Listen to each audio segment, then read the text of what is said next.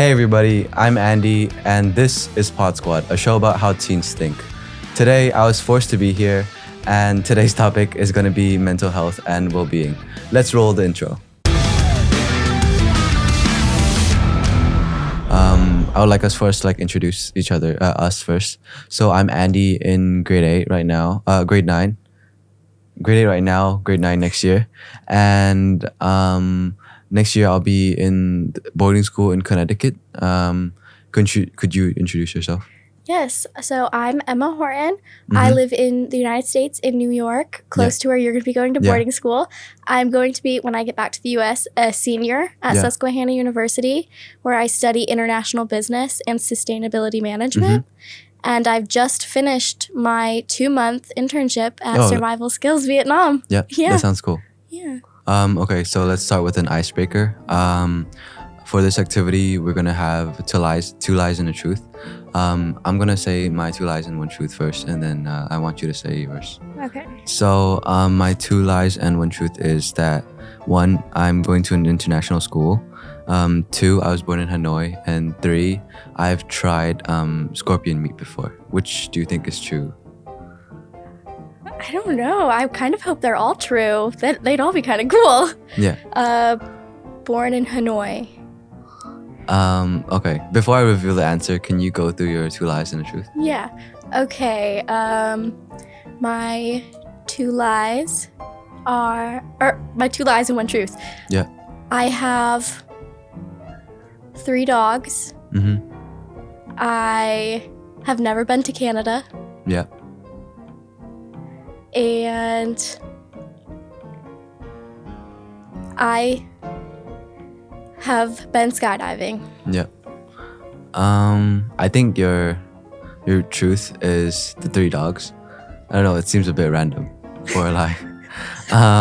So actually the thing about me born in Hanoi is actually wrong. I was born in Saigon, and next year I'm going to boarding school. That's why I didn't want to tell you earlier. Yeah. I'm going to Connecticut this fall. When are you flying to the US? I'm flying back to the US on Sunday, actually. Yeah. Okay. You said September, right? Okay. In 2 weeks or so. That's kind of perfect. You get the fall. Yeah. It's going to be very beautiful. So which one was your two lies and a truth? You got my truth correct. Yeah. I do have 3 dogs. I knew I should have said a random number, but I went with the truth. Canada is actually closer to me than New York City. Even though I live in New York, it only takes about 2-3 hours to get to Canada for me. Sounds nice. But 6-7 hours to get to New York City. Yeah. And I've been bungee jumping, but not skydiving. Oh, okay. Yep. I've never been to bungee jumping and stuff. Is it dangerous? It was so scary, but Oh, okay.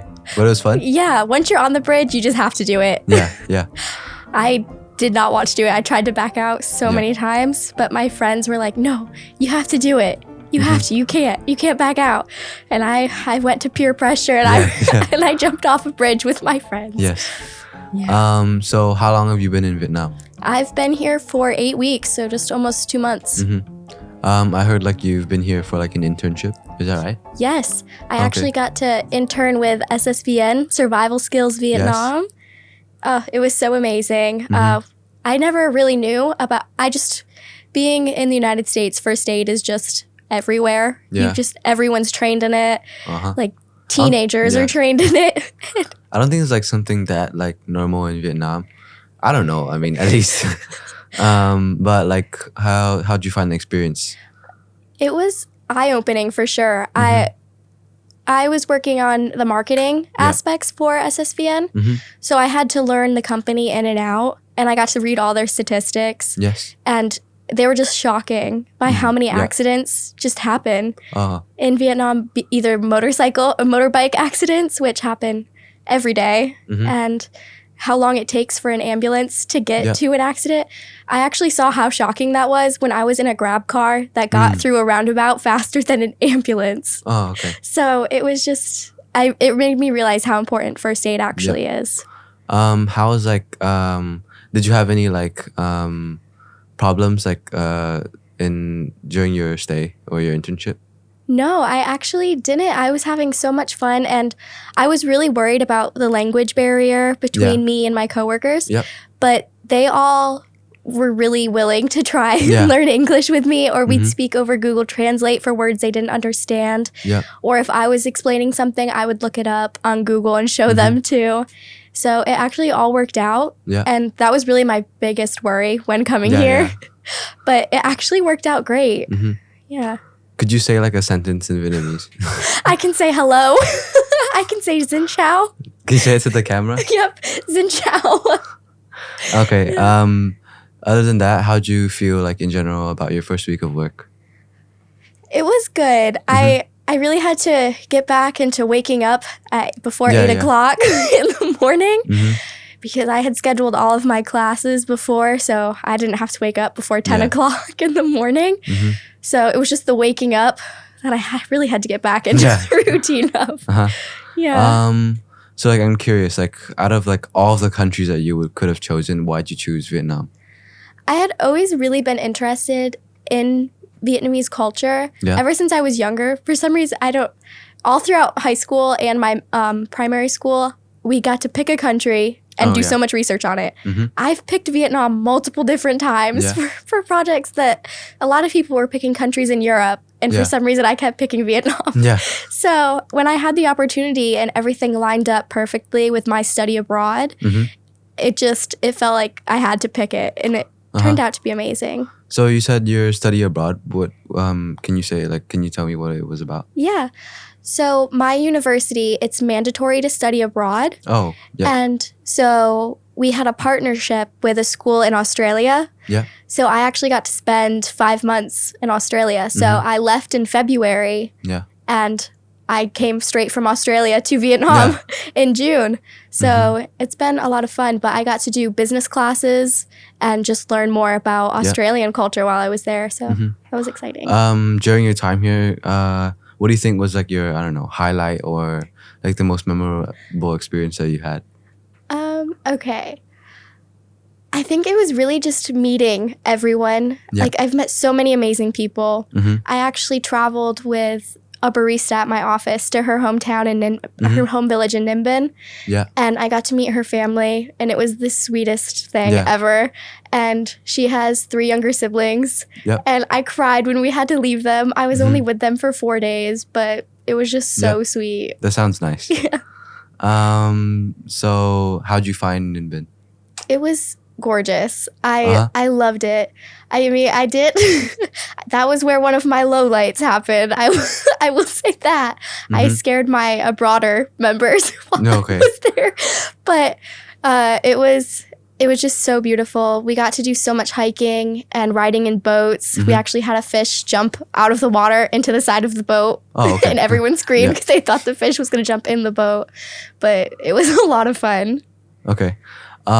So there's one thing that I'm really curious about, and that's in the culture of US people.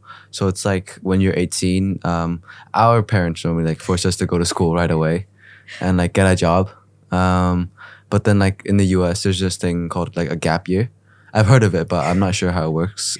Could you explain it to me? Yeah. So a gap year, a lot of people take it either if they just don't know what they want to do and they don't feel like going to college is the right move for them, or if they just want to travel. I know a couple people who just use that time to find themselves and go and travel. And then there are other people who just use that year to just work and they just get life experiences.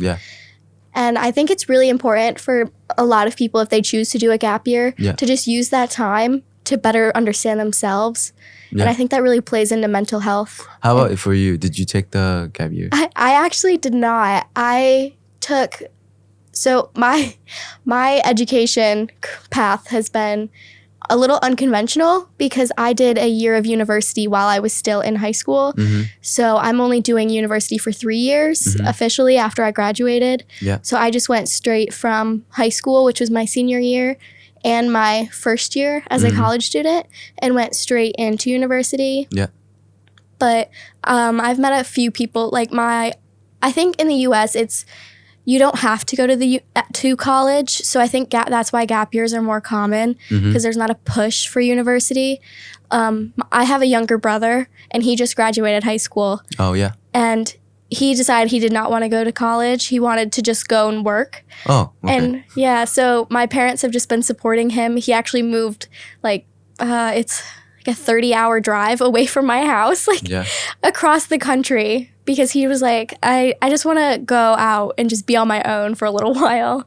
So other than that, like the gap year sounds pretty cool. Can you tell me more like experiences of I don't know, more like aspects that might be similar to that Vietnamese people don't have? Yeah. I think I've had to visit a few university campuses here with like booths and stuff for SSVN. And I noticed how they're mainly just the class buildings and people commute to university. A lot in the US, they have dorms. I feel like living in a dorm is an experience all on its own. Like being forced to sleep in a room with a stranger is just an experience that you wouldn't understand unless you had to do it. Some people get lucky, some people don't.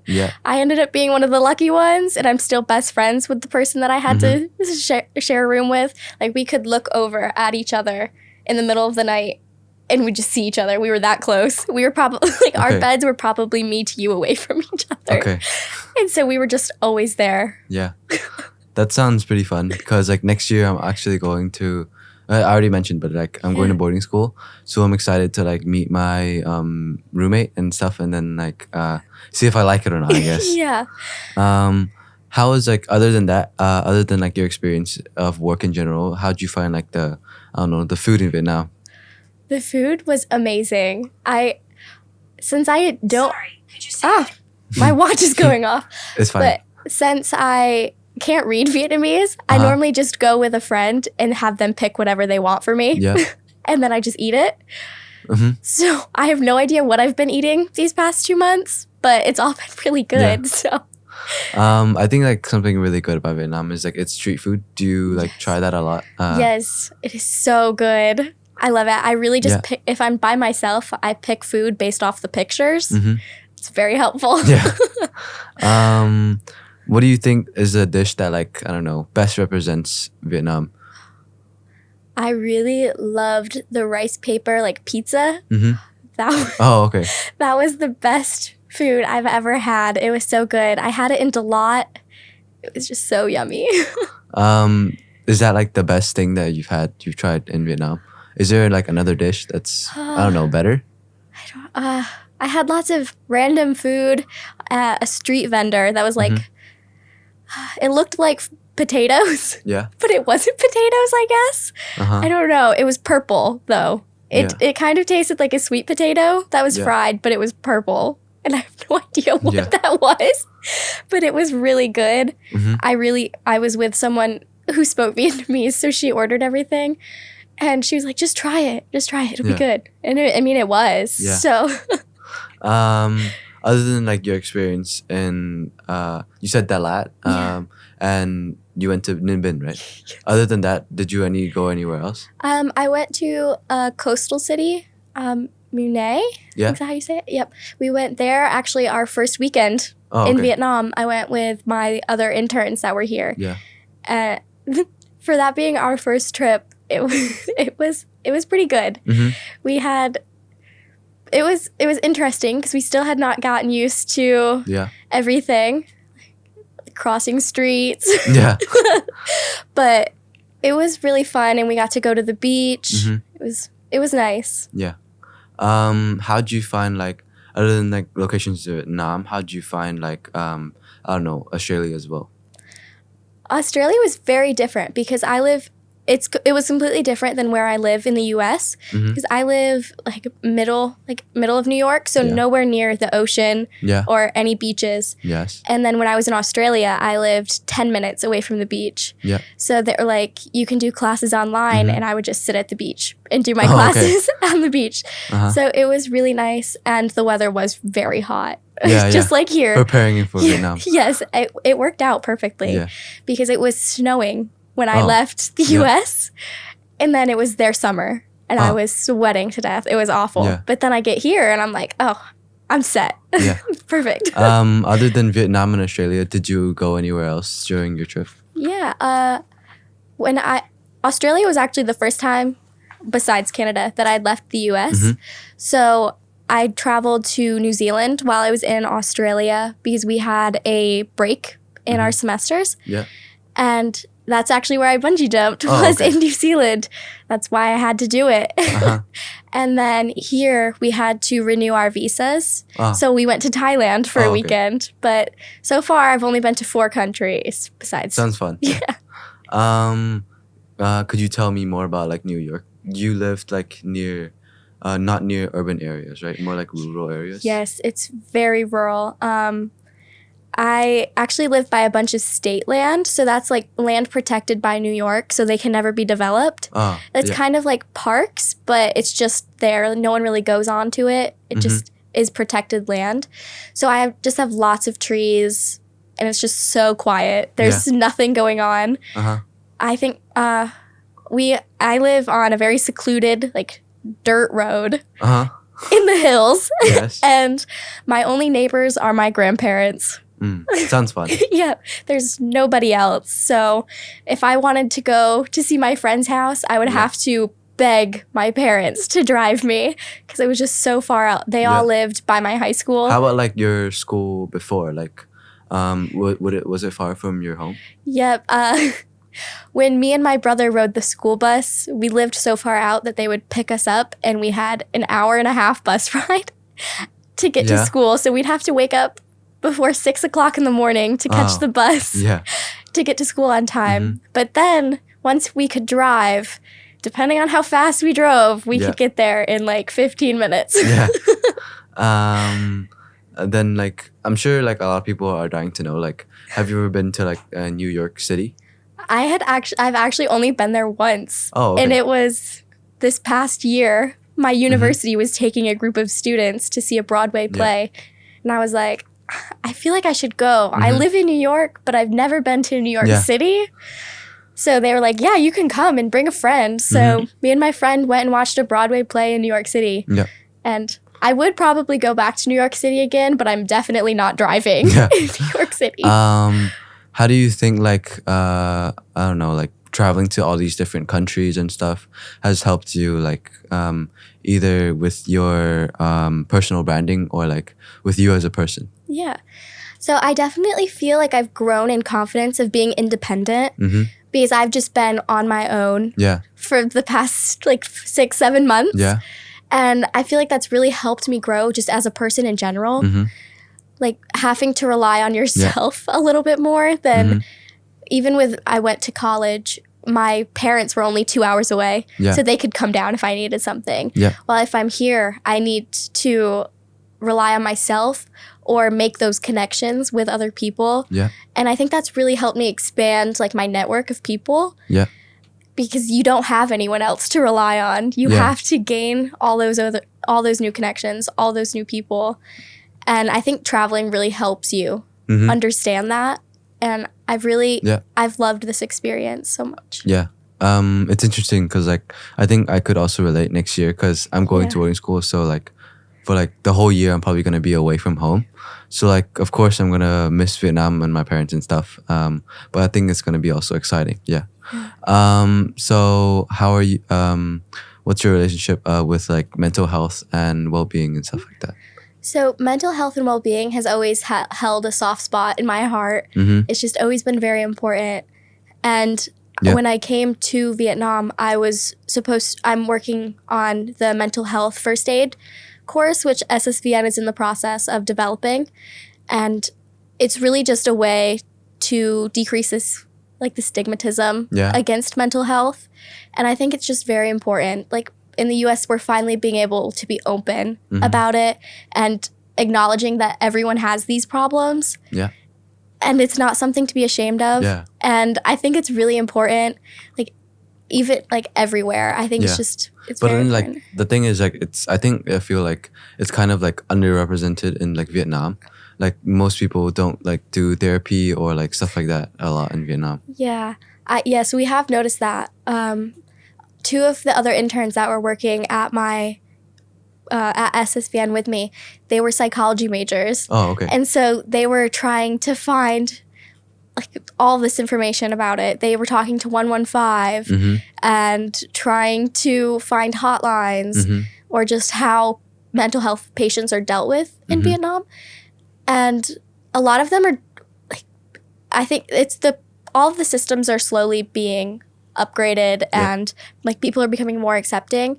But it used to be really bad where they just throw you in this hospital and you just be there in isolation to try and hope that you magically become better. But it's not the case. How do you think like media in general plays into like this? Yes.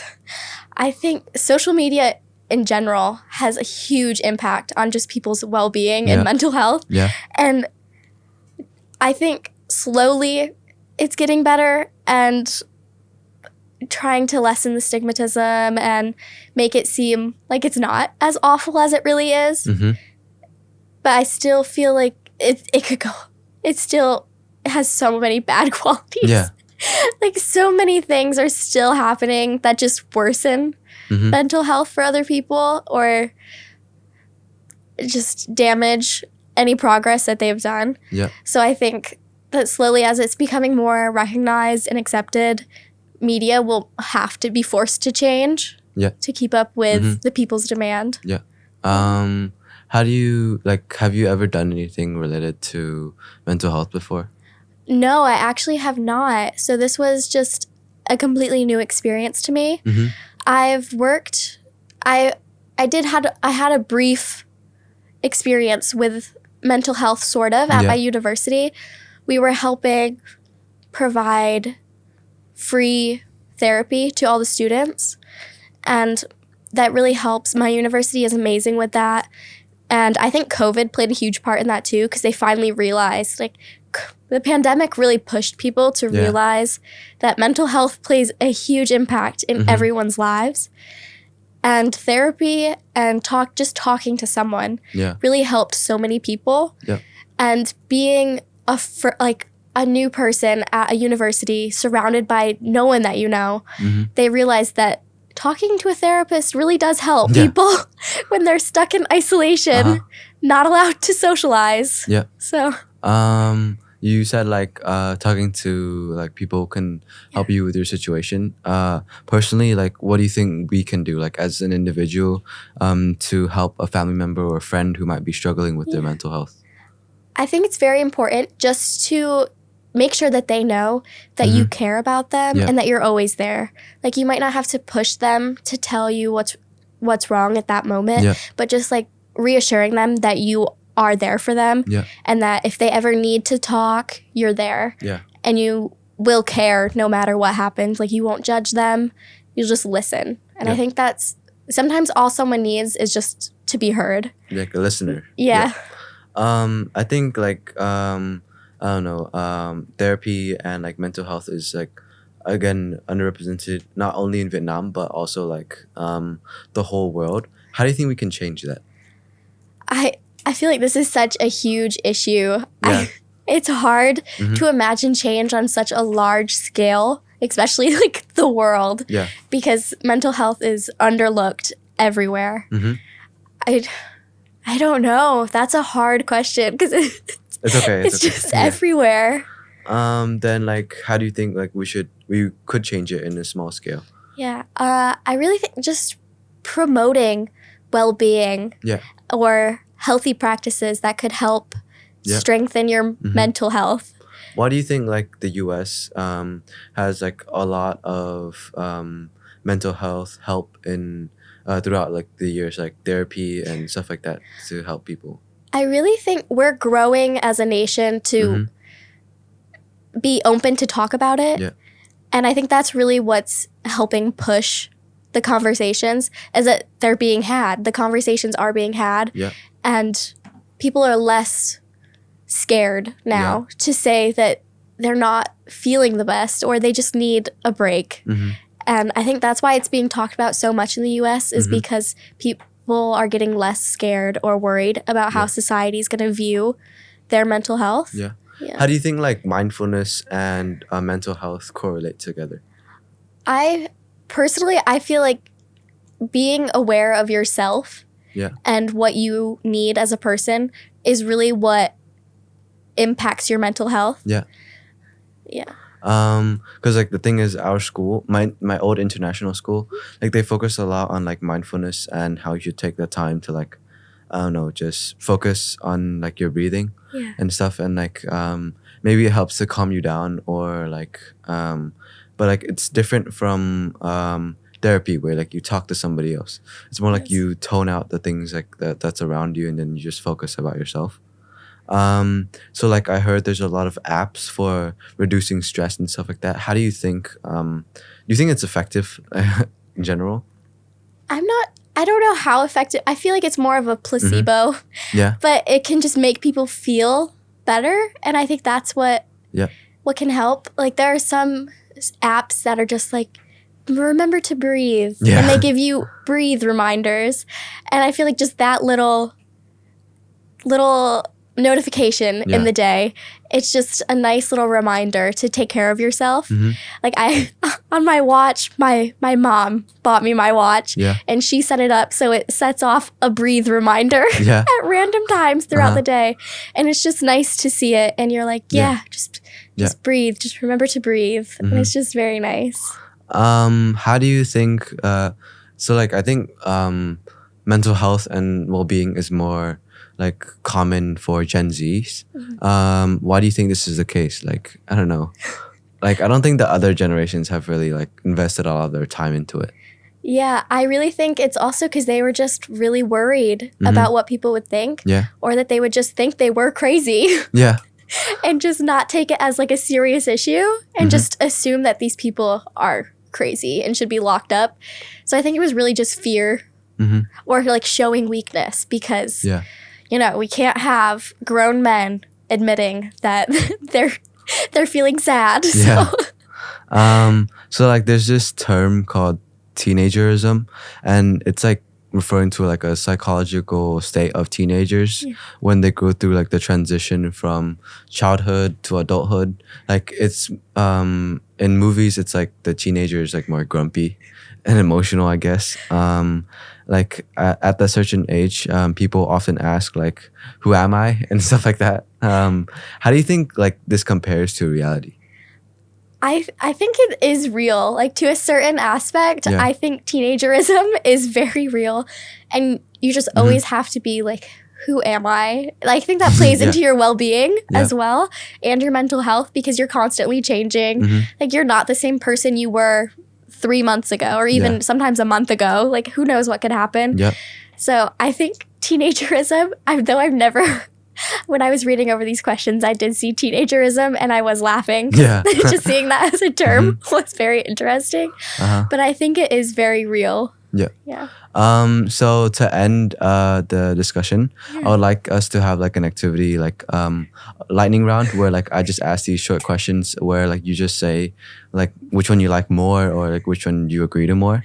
You ready? Yes. Okay. So which one do you like better, iPhone or Android? iPhone. Dogs or cats? Dogs.